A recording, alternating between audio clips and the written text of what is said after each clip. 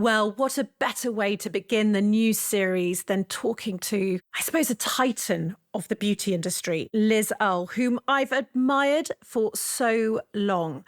The thing that came across is how well she just knows us women. And we speak about her womanhood from being a young entrepreneur and going straight into this huge world of beauty, all the way to present day where we're talking about the menopause and actually how she has overcome some of the stigma that has been attached to this stage of life for all of us women. It was a real honour to talk to her, and I have to just say, at the end of the podcast, when she mentions that she's 57, I just wish you could have all seen her. The most ridiculously beautiful, fantastic advert there ever was Liz Earle for her skincare range. There was so much more, so much content that she creates to help us all through this journey as a woman. And it's just a real privilege to have caught it here. And I think it's going to be one that will stay with us women for a very long time. Bow your head and let your eyelids close on down. Where we're going, you won't need to bring your frown. I'm Holly Tucker, and welcome to Conversations of Inspiration. Back in 2006, I founded Not on the High Street from my kitchen table, and since then, I've gone on to launch Holly & Co. I'm the UK ambassador of creative small businesses, and I believe that having a business doing what you love is the key to a happy, fulfilled life. My dream is to help everybody start theirs. I'm here to offer advice, inspiration, wisdom, and encouragement. And in my view, the best way to do this is by sharing stories. So I've reached out to my favourite small businesses, entrepreneurs, and those who simply inspire me and asked them to share theirs.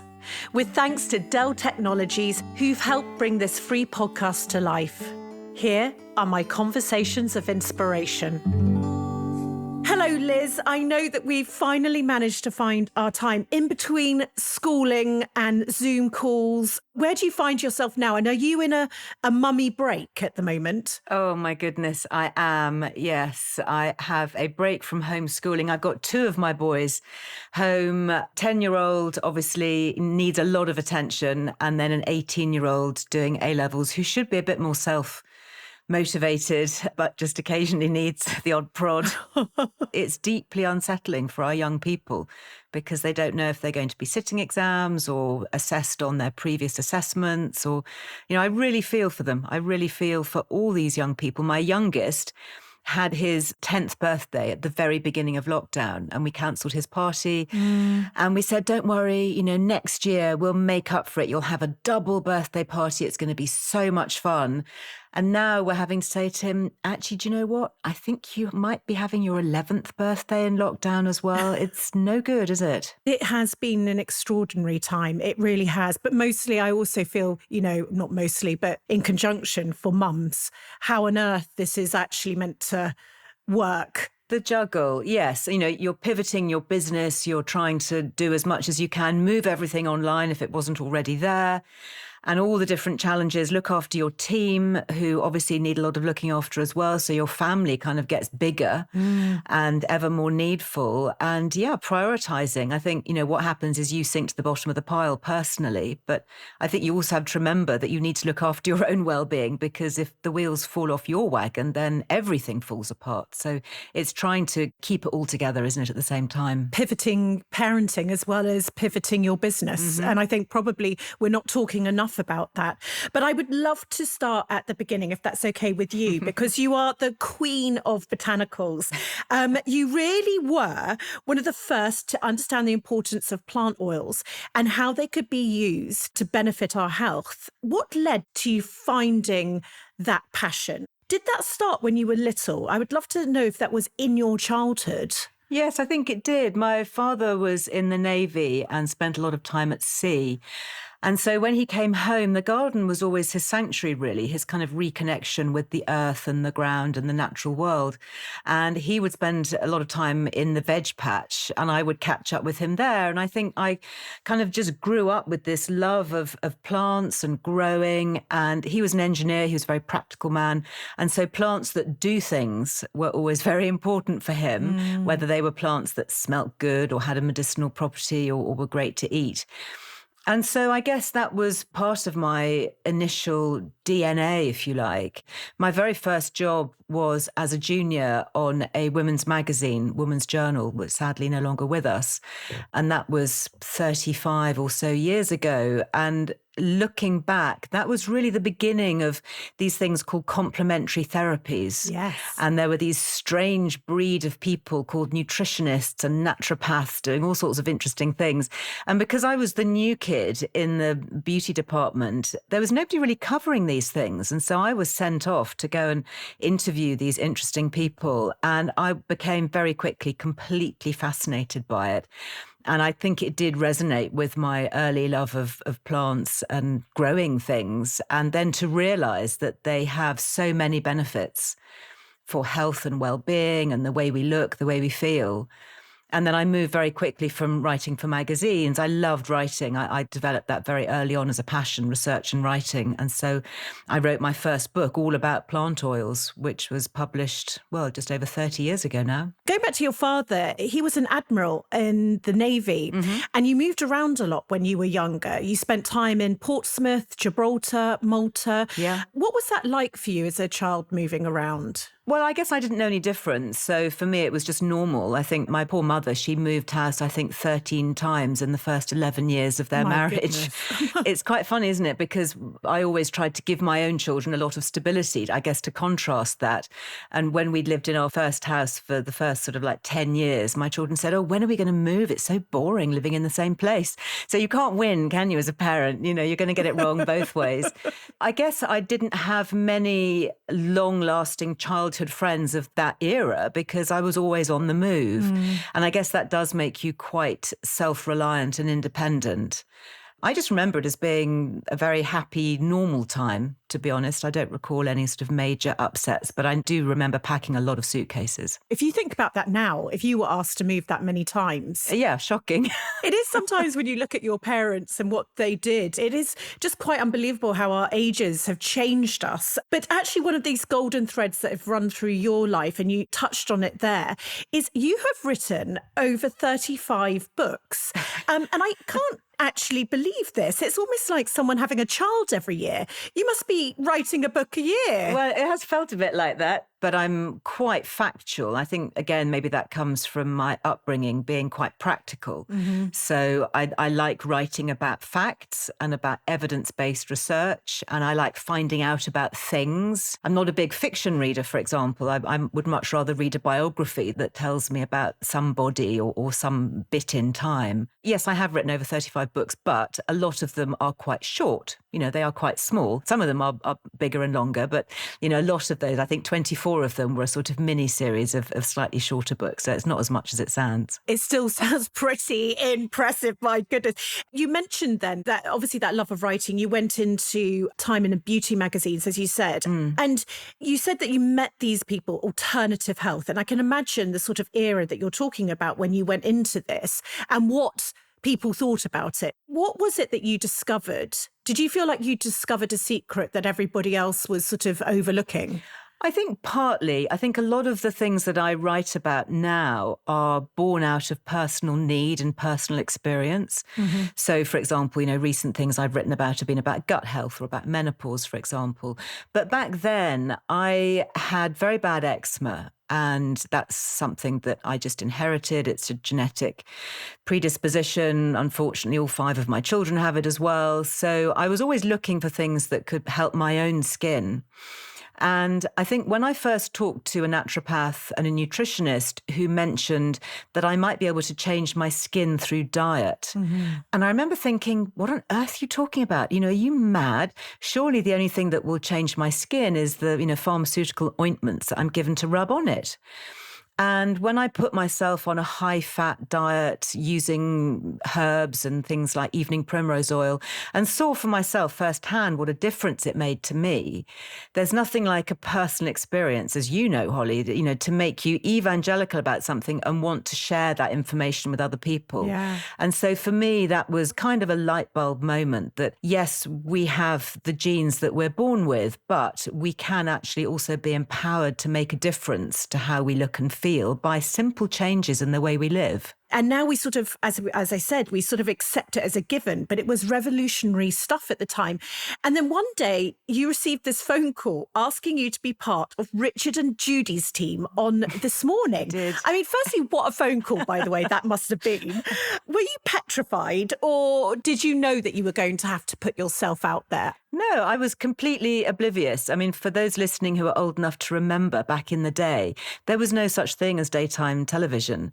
So you had maybe the racing from Newmarket on BBC Two and then the test card. That was it. Richard and Judy were very much groundbreaking. So I had this call and it came from a producer who said, look, we're starting this thing called daytime television.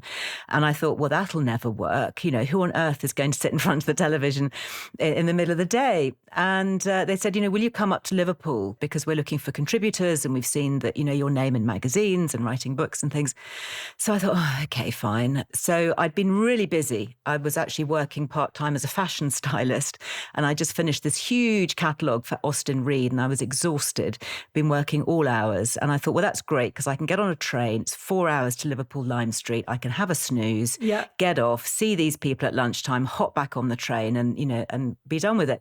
So I arrived at Granada and they were just doing the news, which came from the huge atrium of Granada Studios in Albert Dock. Massively impressive, very imposing setup, big studio space with cameras and newsreaders. And I was ushered in. I remember it really clearly. It was just after 1 o'clock. Producer met me and said, oh, great, you're here. Just a few minutes for the news to finish and then we can do your screen test. And I remember that awful sinking feeling, that physical sort of sick ache you get in your stomach lower down when you know that something really bad's about to happen and you can't really do very much about it. So I said, screen test, what would that be? And they said, well, didn't you get the brief? I said, no, I didn't get the brief. They said, oh, we just want you to talk for, 5 minutes about your views on British fashion and where it's going. And it makes me feel so sick just hearing this. And I remember thinking, bleep, bleep, bleep, this is awful. But I could have sat there for 4 hours on a train, writing something really intelligent and sensible instead of snoozing. I just thought I was going for a chat. Anyway, I thought, well, you're here now. You may as well just do it. Make a fool of yourself and go home. So I did, and I just sat and I burbled in front of this camera. I'd never sat in front of a camera before.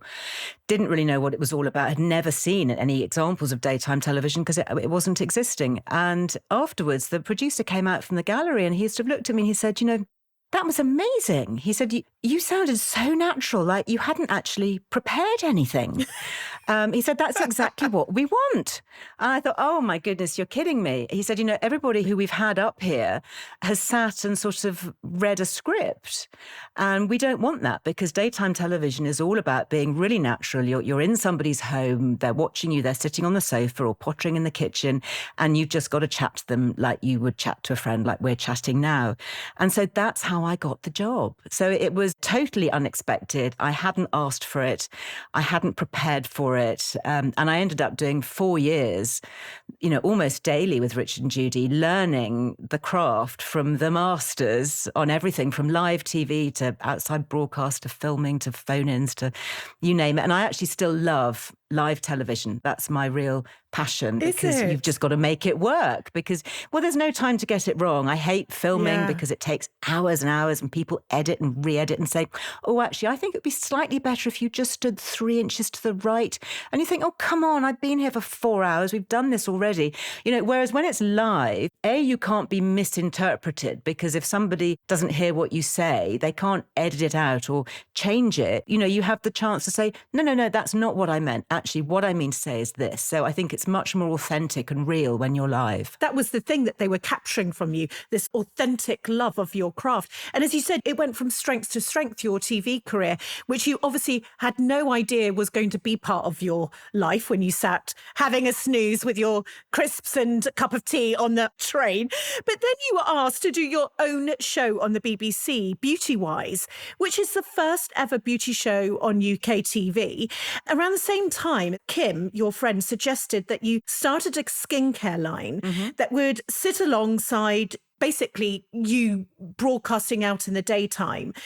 It was going to just be a sideline, what we call nowadays a side hustle. A side It hustle, was just going to be a little bit of a side hustle.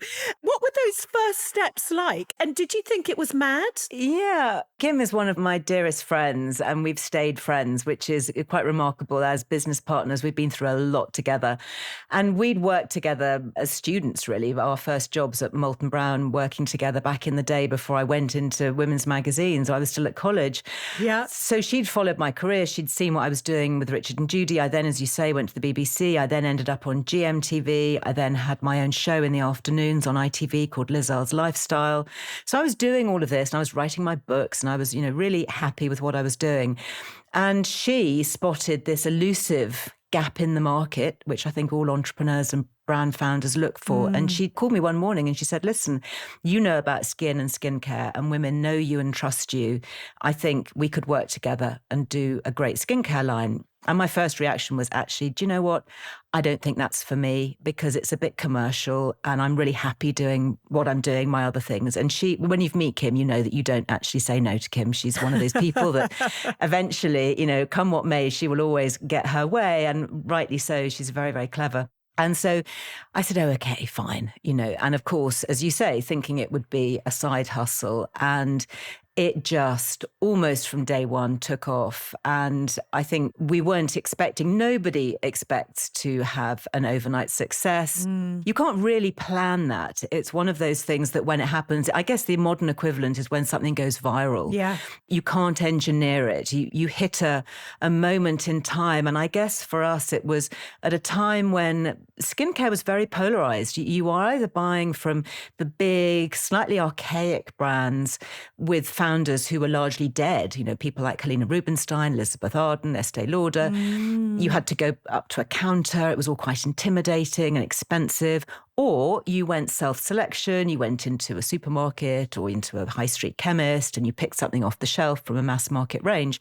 And there wasn't really anything in between. So I think we created what they now call masstige, which is the crossbreed, if you like, between mass market and prestige. And using botanicals, because that was my love and passion, something really simple, affordable. We were one of the first to do mail order because we launched at a similar time to Johnny Bowden and the White Company and these, people who were being very disruptive in terms of not having bricks and mortar. It took us years to have our own shop. We were mail order really first and foremost, before even the internet. So we used to get letters with things called checks in the post. I do remember, yes. Do you remember a check? My kids say to me, what's a check? In fact, my littlest the other day, he said to me, what's a CD? Yeah, that dates me. I'm used to my older ones saying, what's a record? But, when somebody says, what's a CD, that really does make you feel old. It's going to be when they say, what is an iPhone? Then that's when we almost just check out. We're working with our partners at Dell Technologies to empower small businesses across the UK with the tools and knowledge they need to thrive. So every week we bring you the Small Business Pharmacy Live to help you navigate your business journey. Last week, we talked about your brand and how to build on its uniqueness. Bramble & Fox Shop UK, how do I clearly identify and build on my brand's uniqueness?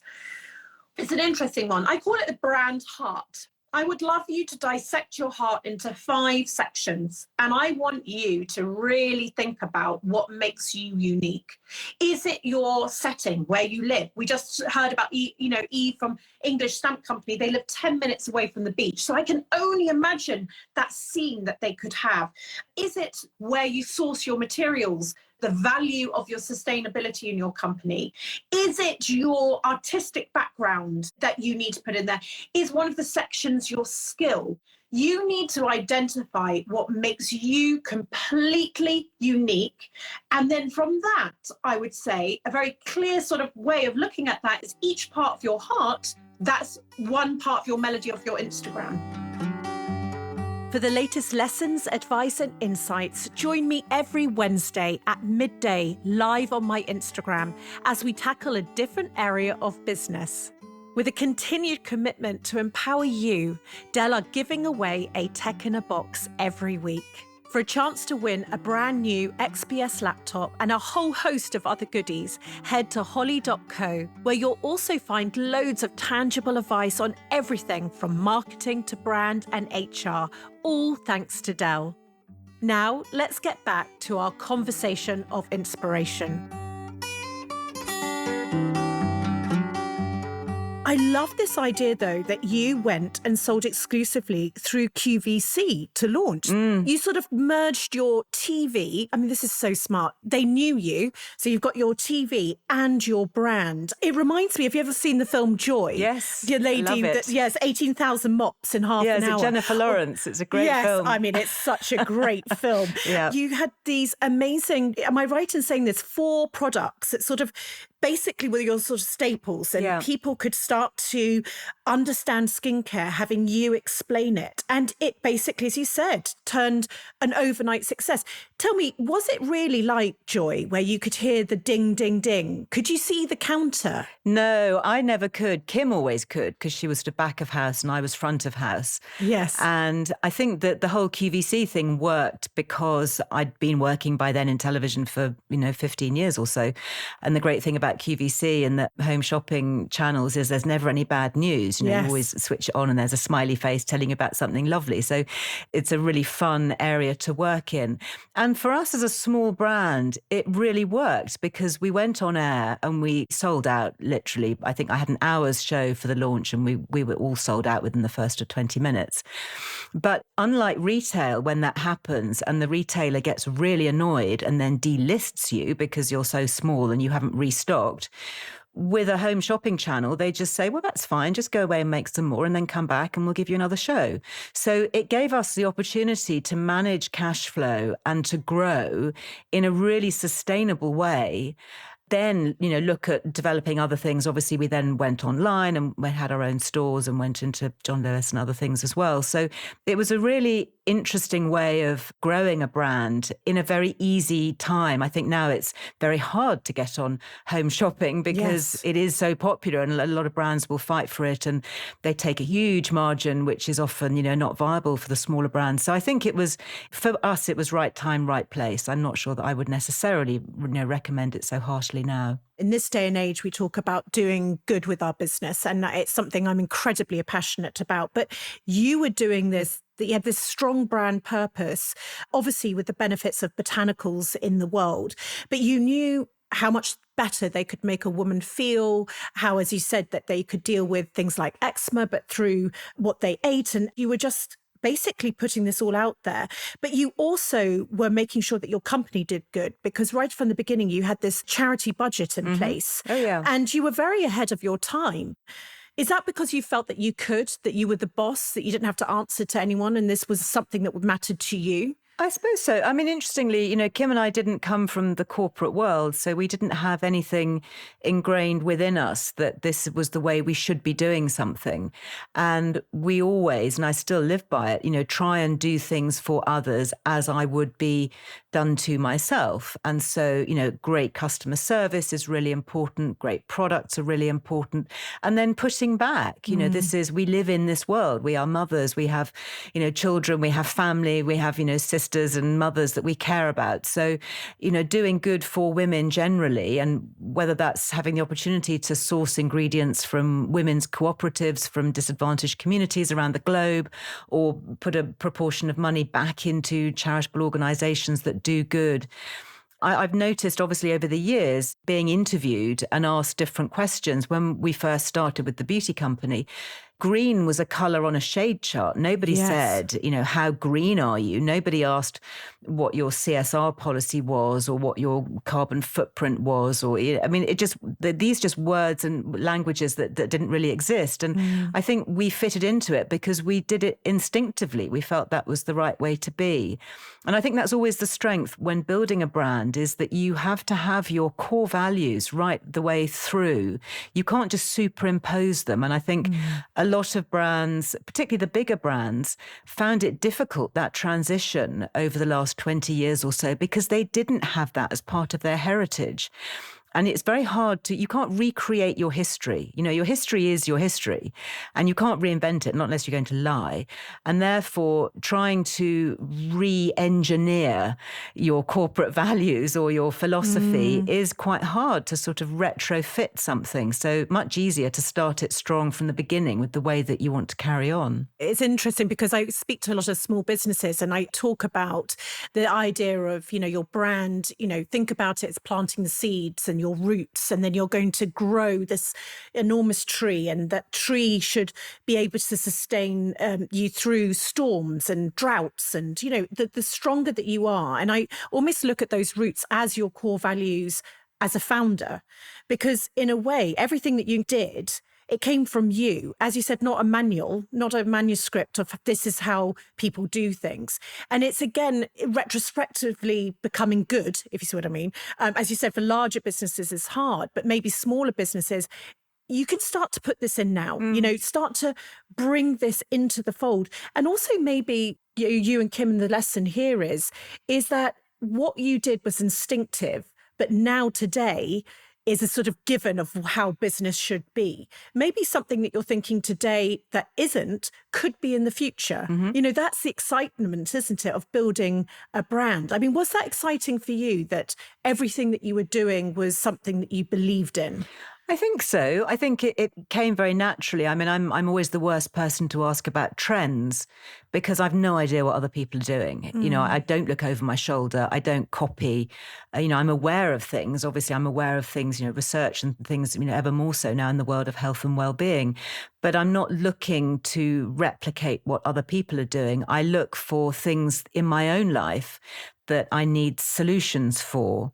And certainly when Kim and I were running the beauty company, we would just look for gaps on the bathroom shelf, products that we were having to buy from other people, and think, well, we need to make that then. We need a liquid hand soap, or we need a, whatever it is, a foot cream or whatever, because I'm having to buy this from somebody else. So, look for those gaps and, look for the things that you're having to get from elsewhere that you don't really think are that great and you think that you can do better.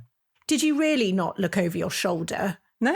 Well, there was no social media. We had no idea what other people were doing, and we were based on the Isle of Wight. We weren't on Bond Street, so we weren't looking at counters every day from competition. I do think that's important. I think it is hard, isn't it, to have comparison. I think you need to have the strength of your own purpose and your own product to believe that what you're doing is right and makes a difference and is the good product that you want it to be, rather than say, how does this necessarily compare? Not to say that you don't need to be aware of your market. Of course, you need to be aware of competitive products. But I think if you have something that's genuinely good and useful, and you think it's good and useful, then there's a fair chance that other people will find it good and useful too. This was your world. But in 2010, after 15 years, was it, that you took the decision to sell the company? Yeah. And I presume you could have retired at that point. But before we get into sort of your next chapter, your next adventure, founder to founder, I was interested to know, talking to founders on this podcast, it's just been unbelievable. Lots of founders selling their businesses, some founders thinking that was the best thing they ever did. Some, like Sahar Hashimi from Coffee Republic, fell on the floor at the airport with her mother and just said it was the worst day of her life. Actually, she thought it was going to be the best, and it was the worst because she realized that her identity was in there. Now, your name was on the product, like Joe Malone, I suppose. What did it feel like to you? And did it take a while to get to a new place? I think for me, when you look back at the history of it, I didn't set out in life to run a skincare company. Yeah. I'd had a career before and had been successful in that career, writing books, doing TV shows. All of that had to stop because I was just on this roller coaster of working, creating and building a skincare brand, which I loved, but ultimately it wasn't even my idea. It was Kim's idea. And I was really happy to do it. And we had an amazing experience together. But the time had come. I think we'd grown the brand out of nothing, just the two of us, into a big team. It was multinational by that time. It becomes this big, almost corporate identity. And it takes sometimes big, experienced global hands to see it onto its next step of the journey, taking it global. And we both felt that that was the right time to move on. And for me personally, I think going back, I almost rediscovered myself because I was able to go back and I signed a 3-book deal and went back to writing immediately and started going back on, funnily enough, back on this morning and doing other things. So for me, it wasn't such a wrench. I know Jo Malone, well, and I think, if people like her, it is more difficult because she's a perfumer through and through. That's what she does. So, she sells a perfume brand, then that leaves a gaping hole. Whereas for me, and I still work in beauty. I still, write about beauty products, but, Yes. from the different side, but with a bit of inside knowledge, which is very helpful. So I still feel very connected. But I don't feel that I've had to, give up a big chunk of me. If anything, I feel that it's all just been part of my natural journey. I'm pleased for you. I'm pleased that it fell into that place. And it was interesting. I was speaking to Tatty Divine, a jewelry company, and they are doing it for 20 years.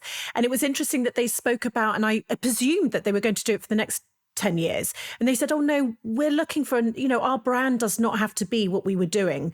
We're up for the next adventure, the next decade of work. And I know I've said I'm going to retire when I'm 90, lots of eccentric glasses and wine and jewelry. Fabulous. And I know that you're not interested in retiring as well. No. If you do what you love, why retire? But you've gone back full circle, haven't you? You now have started a business, Liz Earle Wellbeing. You've started it all over again. What was that like to do it all over again? And I know you've spoken honestly. I'm looking at you. People can't see you, but I'm looking at Liz's face and you can only imagine what I'm all thinking. She's so ridiculously beautiful. No. But I can't believe you started your business in your 50s and it's the next stage. Are you as excited about this stage as you were about your other chapters? Oh, completely, if not more so. And I feel very fortunate because I'm working in well-being and wellness, and that is the big trend. We all need to stay well. Health is wealth. And we're finding out so much more about simple ways to keep ourselves and our families well. I was writing about this, 35 years ago. So Yes. This is me. I'm not just suddenly thinking, oh, actually, do you know what? I quite fancy going into wellness now. For me, I'm coming home and I'm building on, the very first book I wrote, Vital Oils, was all about the importance of a high-fat diet, low sugar, high fat. And that's what I still write about. I'm still very interested in the low carb, not quite keto, but almost along those lines, and hormone health and all those things.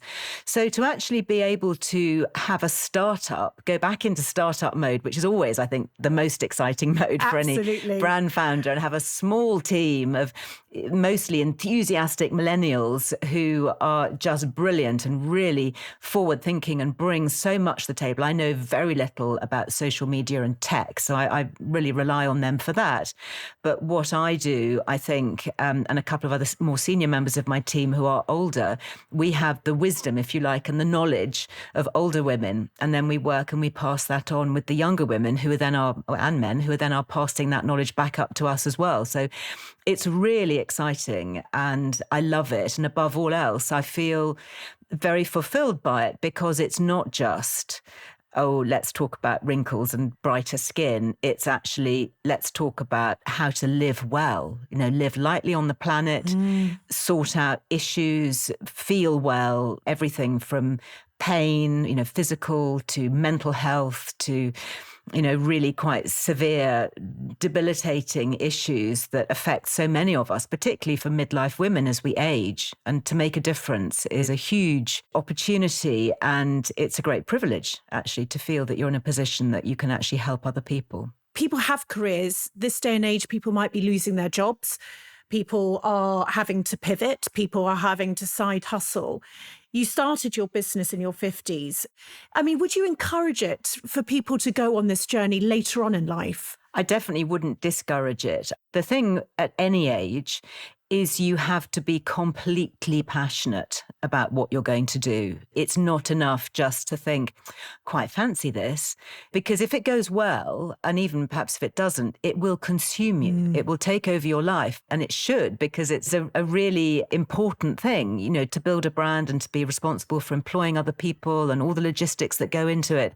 So you've got to feel driven and to have this feeling that you can't not do it. And I think unless you feel that, definitely think twice or three times before starting it. I think for women as well in particular, it can work very well because often brands can be built from home. And so if you have a position as a carer, whether that's for younger members of the family or older members of the family, I think that can work well.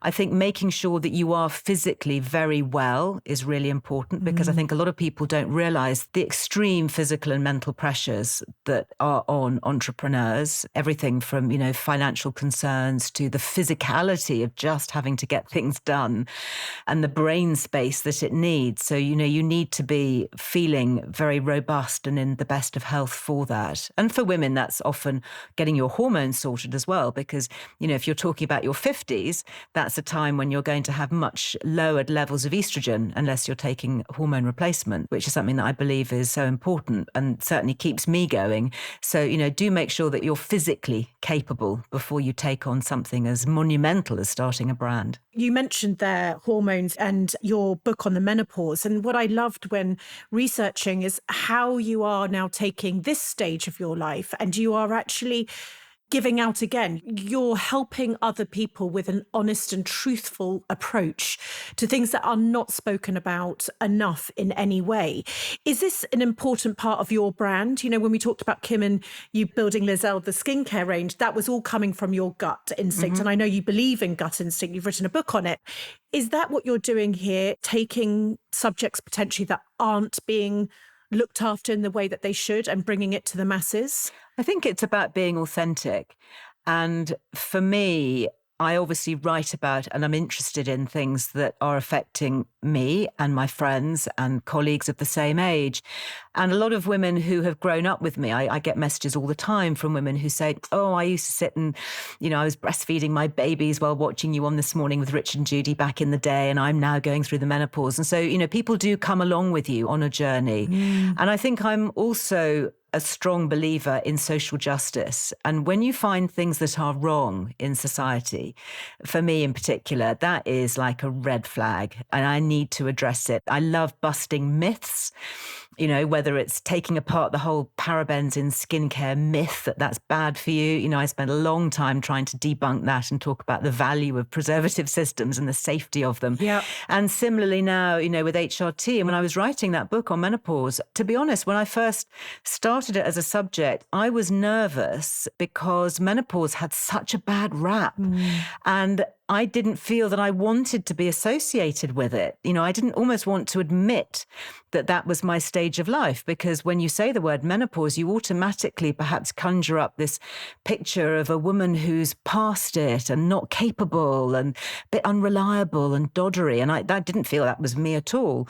The more I researched it, the more I realized that there was so much to say and so many untruths to be shone a light on. Actually, we need to empower and support women.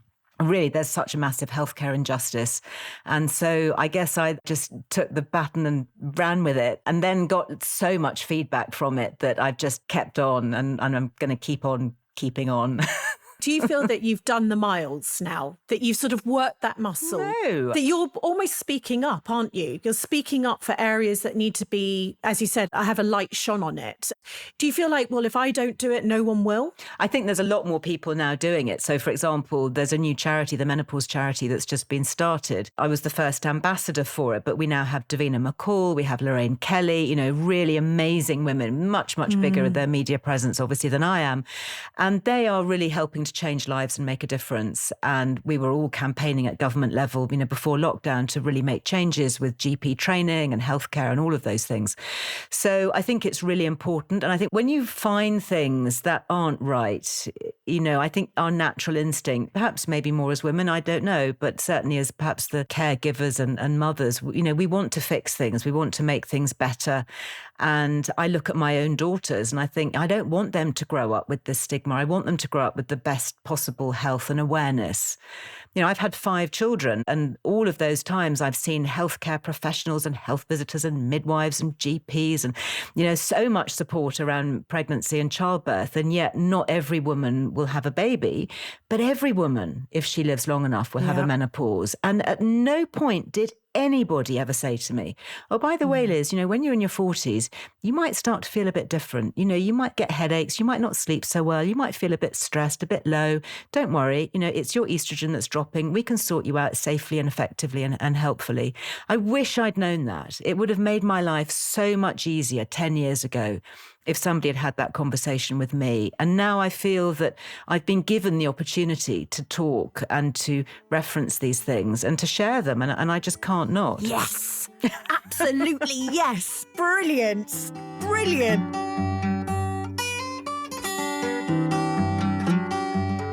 I seriously need someone to pinch me every time I say this, but I've actually written a book. Do What You Love What You Do is packed with lessons and advice from my 20 years of experience of starting and growing businesses, distilled into one colourful book. Making a living doing exactly what you love by turning your passion into profit really is the secret to happiness. I want to help everyone find their diamond and their purpose for being and turn that into a business. This book is here to help. I've poured my heart and soul into writing it, truly refining my most important life and business lessons to empower you to live your very best life, your good life, because happiness is the new rich. Do What You Love What You Do is out on the 6th of May. Head to holly.co/book to pre-order your copy now.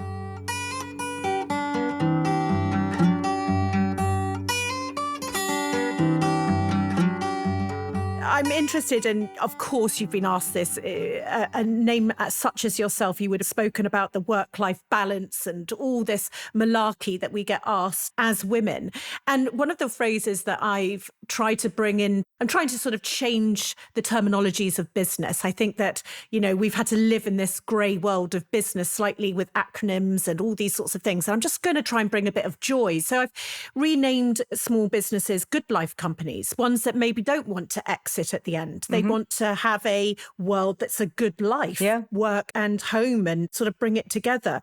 Tell me how you've navigated this world, having 5 children, being a woman, the things that we all know, whoever's listening, we sort of get it. How have you done it? Well, I think to be fair, my 5 children are all very spread out. So that has made life a lot easier. My first 2, my eldest is 30 and then 27. So, they're away from home. The next 2 are 20 and 18. So they're also, relatively self-sufficient, not entirely, obviously, at uni and doing their own things a lot, not having to be totally micromanaged with play dates and children's tea all the time. And then the little one, also now, full-time education. Although I have to say homeschooling is not going so well, but there we are. That's another story. And, if I had 5 children, under the age of 10, then that would be very different. So that I just want to put that in context. I'm certainly not Superwoman. But I think your idea about building good brands for life is a really key one. And I think now, I started publishing my magazine a few years ago, and that's something that I see myself doing forever. I'm editor-in-chief and I can do that from home. I can do that on my own terms. I can pick up copy as and when it suits me. Obviously, I've got deadlines, but, Yes. realistically, I can make my diary work for me. Therefore, it's not a brand that I ever see exiting. The same with a book. I can choose more or less when to write and how to fit that around the school schedule and the family schedule. And if deadlines slip a little bit, then, you do have the option to delay publication. It's not like, you're working on a frontline brand or working with a perishable product, for example, that, is a bit more time sensitive. That's where you are today. But during your build-up stages of your skincare brand, was it challenging? Yeah, hugely challenging. Hugely. I mean, I think what worked in the early days for Kim and myself is that we were both young mothers. A shared experience. Totally. So we would say, we'll do the school run and then we'll start work and then we'll stop at 3. And then we'll do pick up, tea, bath and bed. And then we'll pick up again, at 7:30 and carry on into the small hours. And that's what we did. And I think if either of us had perhaps had a business partner, maybe somebody who, had come from the city who would say, well, what do you mean you're going now? It's 3:00. I don't understand. We've got a board meeting. What do you mean it's sports day? Of course you've got to be at this meeting. Whereas we totally understood where the other one was. And I think that's really important if you have a business partner, that they are either at a similar stage to you or they fully understand how your life works, because if your home life doesn't work with your work life, then nothing works. So it's in everybody's interest to make it all work as well as it can. Liz Earle Wellbeing now encapsulates, I suppose, all your passions, because now getting to know you a little bit, when you didn't think you were going to be a TV presenter and you end up being a TV presenter, you have a magazine, you have a podcast, the charitable work you do is making a real difference in the world. You spend your time, don't you, between your home in London and your organic farm in the West Country, which sounds divine, by the way. And I look at your gorgeous photos on Instagram, because now we can all have a little peer in, can't we? Yeah, but life isn't Instagram. Oh, I know. Yeah, it is fresh air and vegetables. It's very muddy at the moment. And breaking the ice for the animals because it's so flipping cold is not really how I fancy spending every early, dark, wintry morning. It's that 99% of life, isn't it, that's not Instagrammable, that is actually our lives. But I'm almost painting this picture. Let's imagine you're not cracking the ice and it's a glorious sunny morning and you're out there in your organic farm. Do you feel like now you're living your good life? Is this the best part so far of being able to balance the two worlds? I certainly feel that I've come home in every sense. I feel that I am definitely doing what I want to be doing and writing about what I want to be doing and working in a way that is challenging me, but also very fulfilling. And I think that it's wonderful when you reach that place. I mean, I am 57, so it has taken a while to get there and to feel like that. And I have a very supportive family who are also highly engaged in everything that I do and now actually appear on my social media and actually want to be part of it, which is really fun, especially my daughters. So to feel that it's being passed down the generations makes it fun as well. And it doesn't feel like it's work, although obviously it is. And there are still deadlines and problems and setbacks and pitfalls that, go inevitably with any business. But they are lessened when you're doing something that you actively want to wake up and do because you're just so energized and motivated by it. 57, I can't even cope with this. Again, everybody, I'm looking at Liz. I'm sitting in front of a very nice light, Tolly. That is the key. Never do a Zoom without a really fabulous light in front of you. Oh, my goodness. But anyway, I would just say, so when you look into the future, what are some of your hopes and aspirations for this adventure that you're on now? I think I'd like to reach ever more people. I think one of the new exciting things for me in recent years has been engaging on social media, because obviously when I started the beauty brand, that didn't even exist. Barely had the internet, let alone, things like Facebook or Instagram. You had to dial up. Yeah, completely. And it would take hours, to send a fax, for heaven's sake. My children said to me recently, what's a fax? I was like, oh dear. Gosh. So I love that connection and being able to be real and authentic. I do Instagram lives from home so people can see, what I look like, what's my kitchen like, what am I doing?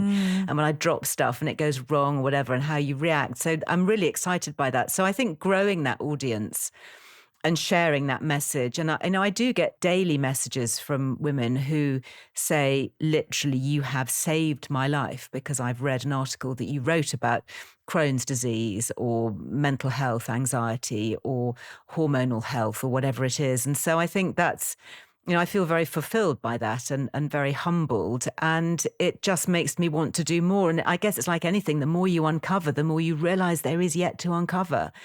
And I've just begun, I feel. I think you're going to be one of those people right to the end. You'll still be going, hang on a second, there's just one more other thing I need to do.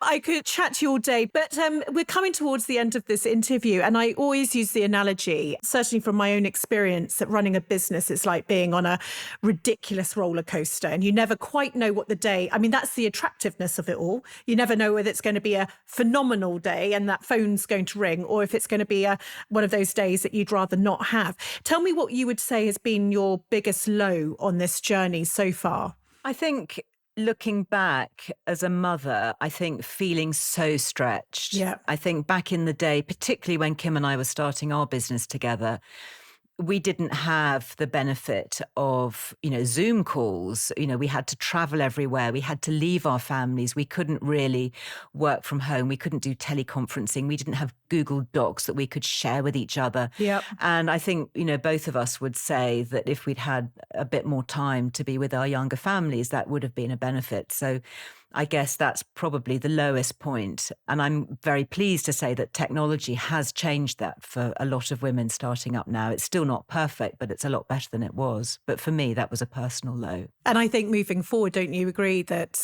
we'll never probably revert back? Absolutely. We're going to have more time, and it's for us to hold on to it, I suppose, Yes. and not fall back into, well, I suppose I could jump on the tube and come up and see you for an hour's meeting, which we could have just done half an hour over a Zoom and things. And I think it's going to be a real game changer for women, as you said, certainly if they've got families or younger families. I think it's just unbelievable. And tell me about, conversely, the greatest high that you had. What would you do? Your beautiful skin, I can imagine on the roller coaster with the wind going through your skin, and it would be just slightly blush. What would that moment be? Oh, my goodness. So many. It's really hard to pick one. I think I get a high every day. I read something from somebody who says, you've changed my life. My life is better because of something that you have done or said or written. That is the best feeling in the world. It gives you the biggest endorphin rush and sense of purpose, which is what drives everything forward. I agree with you there. Absolutely. And we've come to the end of the interview. I've been looking forward to this, Liz, I have to say, for a long, long time. There's a few people that have been on my wall. I have this wall called the podcast pot. And these are faces of people I would adore to interview. And you have been on that wall. Oh, my goodness. For a long time. So I'm so happy we've had this moment in time. Well, thank you. I'm very honoured to be here, and thank you for having me and for asking such insightful questions. I hope it's been helpful for a few others perhaps listening and part of the journey. I can say that for sure. It has been. It's that time of the interview, actually, where I hand over to my guest who's prepared, hopefully, a letter to their younger selves. I don't know what it's going to say, but it's one of my favourite parts, and I know it's one of the favourite parts of our listeners. And so I just wanted to thank you on behalf of myself and those listening for sharing part of your soul with us today. So thank you, Liz. Thank you. Dear Liz, I hope that you are happy and well. You won't be asked that question much as a child growing up, but it's important to think about how you're feeling and to reach out if you're not feeling as happy as you should. I know you weren't encouraged to talk much about your feelings as a youngster, and that was a general failure of the generation that you were born into, I'm afraid. But you'll find that as you grow up, people will talk more about well-being and about the importance of taking time out to enjoy yourself and just be yourself. It's not about achieving things every day or doing things just to seek approval or even to make others happy. You'll spend a lot of your young life doing just that. But remember, we're human beings, not human doings. And it's okay to simply allow yourself to just be without any goals or other agenda. And it's not a selfish thing either, because looking after yourself allows you to better look after those around you. You're a sensitive soul and always mindful of how others feel and what they may think about you or your actions. My advice is to toughen up a tad and shrug some of these thoughts off without losing your inherently nice nature, obviously. Lots of others are able to do this so well, much better than you, and you will envy them their harder shell.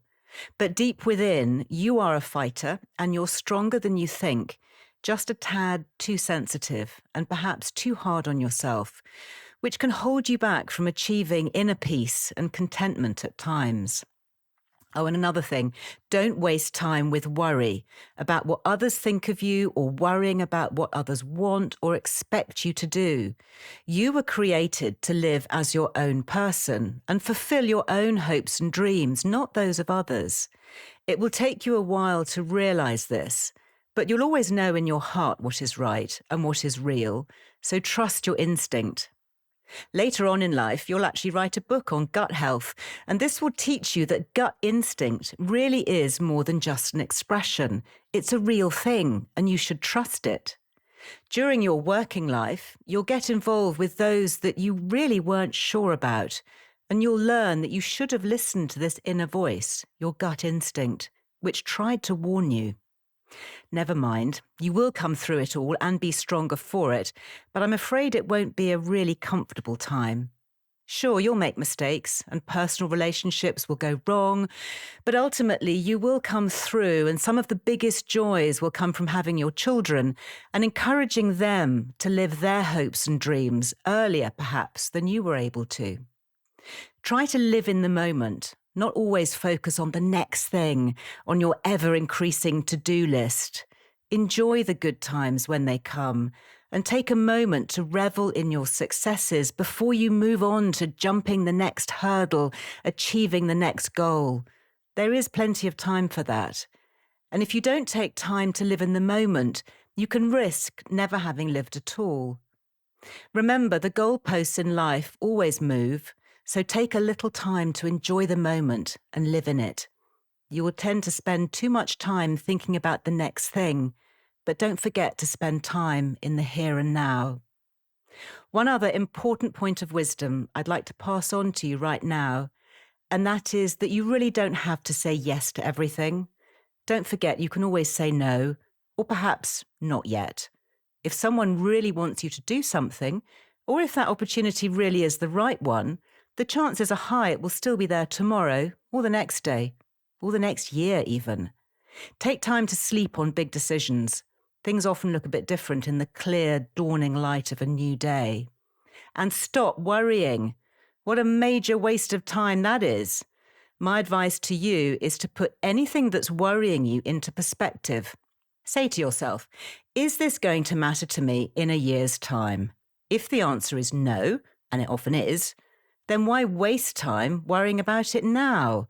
Of course, if it's something that will matter, then deal with it positively and proactively, but don't just sit and worry about it. I know it's easy to say, but worrying is a senseless waste of time that doesn't actually achieve anything, and it just takes up valuable time and headspace. Especially, don't worry about making mistakes. That's experience. Move on and put it down to learning, not failure. Getting stuff wrong is how we learn and improve. But if you follow your passions, you won't go far wrong. You're an authentic individual, driven and dedicated, and people will respect you for that. But don't forget to make time for your friends and your family too. You'll spend so much of your life very hard at work. So take time to switch off and play a little bit. Make time for the fun stuff. Spend more time with your children. Time flies with them so fast, it's fleeting. Remember, you're making their memories too, and these will bring you so much joy, both to them as well as to you. You'll teach your children to be kinder than necessary, but don't forget that includes being kinder to yourself too. Speak to yourself out loud as you'd speak to a friend, in a kind and compassionate voice, to affirm your good intentions or laugh at your mistakes. You have a wicked sense of humour, and laughter is such a good medicine. Lastly, as you grow older and even wiser, think of how you'd like to be remembered, what difference you can make to this wonderful world you'll be inhabiting, and how you will be leaving a legacy of your own children, brought up to be contributors, just as you were, but perhaps with a greater sense of joy than you will be all able to enjoy. Oh, goodness me. That just spoke to my heart. You obviously know women so beautifully well and have had this career, because that letter was just a masterpiece of talking to women, to yourself, but to us. And thank you so, so much. That was just a joy to listen to. Well, and I thank just you. wanted to say yes to everything that you were saying, and saying I'm doing all of it. Good. As in, I'm going to stop worrying and I'm going to start to think like you're saying. But thank you so, so much. And I can tell that came from all of your road that you've travelled so far. And it was just wonderful. Thank you, Liz. Thank you. Before you go, don't forget to head to holly.co to be in with a chance of winning a brand new Dell Technologies XPS laptop and a whole host of other goodies. And if you've enjoyed this episode, if it's helped you along your journey or inspired you, would you mind rating and reviewing? Your support means the world to me. It really does spread the word and will help inspire even more people to build a life they love. And if you want to hear all our latest news, you can sign up to my weekly newsletter, Holly's Desk Notes, over at holly.co.